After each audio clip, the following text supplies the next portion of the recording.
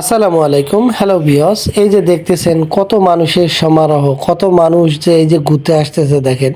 আজকে শুক্রবার ছুটির দিন। এই যে সিলিকন সিটিতে সবাই বুড়িগঙ্গা নদী পার হয়ে এই যে এই পাশে চলে আসতেছে। এটা হচ্ছে তুরাগ নদী। তুরাগ নদী পার হয়ে এই যে সিলিকন সিটি, এখানে একটা দ্বীপের মতো চতুর্দিকে নদী, মাঝখানে একটা দ্বীপ। মানে এখানে এত সুন্দর কাশবন, বিভিন্ন প্রকার প্লট, গাছপালা দিয়ে সমারোহ, খুবই সুন্দর দেখতে, খুবই সুন্দর। তাই মানুষ ছুটির দিনে চলে আসতেছে দলে দলে, যে ট্রলারে করে এ পাশে ঘুরতে। আপনারা যারা ঢাকার কাছে থাকেন, চন্দ্রিমা উদ্যান থেকে খুবই কাছে, চন্দ্রিমা উদ্যান নদীর পার থেকে পার হয়ে 10 টাকা ভাড়া নেয়। এই পারে আসলে এত সুন্দর জায়গা, এত সুন্দর জায়গা যা বলে বোঝানো যাবে না। খুবই সুন্দর, খুবই সুন্দর।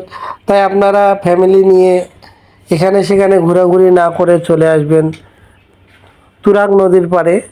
ঢাকা উদ্যান, চন্দ্রিমা উদ্যান হয়ে আপনারা চলে আসবেন সিলিকন সিটিতে।